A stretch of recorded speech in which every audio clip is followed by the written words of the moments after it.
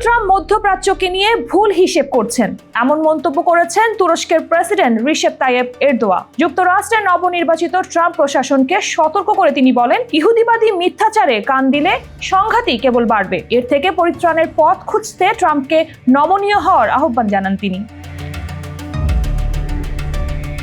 গাজা থেকে ফিলিস্তিনিদের উচ্ছেদ করে ওই ভূখণ্ডের নিয়ন্ত্রণ নিতে ট্রাম্প প্রশাসনের পরিকল্পনা প্রত্যাখ্যান করেছে তুরস্ক।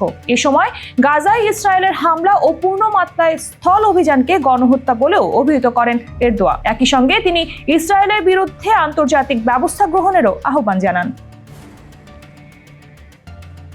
সম্প্রতি মালয়েশিয়া, ইন্দোনেশিয়া ও পাকিস্তান সফর শেষে দেশে ফেরার পথে সাংবাদিকদের সঙ্গে আলাপকালে এসব কথা বলেন তুরস্কের প্রেসিডেন্ট। জানান, দুর্ভাগ্যজনকভাবে যুক্তরাষ্ট্র মধ্যপ্রাচ্য এবং এ অঞ্চল সম্পর্কে ভুল হিসেব করছে। তারা এমন সিদ্ধান্ত নিচ্ছে যা মধ্যপ্রাচ্যের ইতিহাস ও মূল্যবোধকে উপেক্ষা করে। এরদোয়ার অভিযোগ, ইসরায়েল এবং ফিলিস্তিনি সশস্ত্র গোষ্ঠী হামাসের মধ্যে যুদ্ধবিরতি চুক্তি হলেও গাজার যুদ্ধবিরতির বাস্তব কোনো লক্ষণ দেখা যাচ্ছে না। বরং মুসলিম বিশ্ব এখনো গাজায় শান্তি ফিরিয়ে আনার বিষয়ে সম্মিলিত পদক্ষেপ নিতে ব্যর্থ হয়েছে। ট্রাম্প প্রশাসনকে সতর্ক করে এরদোয়ান বলেন, যুক্তরাষ্ট্র যদি সংঘাত উস্কে দিতে চায় তবে সেটি তার দেশের জন্যই হুমকি। তিনি যদি সংঘাতমূলক পররাষ্ট্রনীতির পরিবর্তে ন্যায় বিচার ও স্থিতিশীলতার পক্ষে কাজ করতেন তাহলে মধ্যপ্রাচ্যে শান্তি প্রতিষ্ঠার পথ সহজ হতো।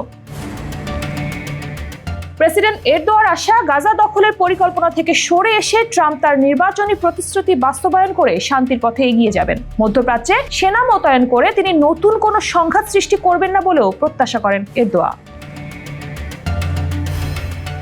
সেই সঙ্গে গাজার চলমান সংকট সমাধানে মুসলিম দেশগুলো সহ আন্তর্জাতিক সম্প্রদায়কে আরো সক্রিয় হওয়ার আহ্বান জানান তিনি। বলেন, ফিলিস্তিন ইস্যুতে আন্তর্জাতিক সম্প্রদায়ের নীরবতা ইসরায়েলকে আরো উগ্র করে তুলেছে। এখনই কার্যকর পদক্ষেপ নেওয়ার সময়।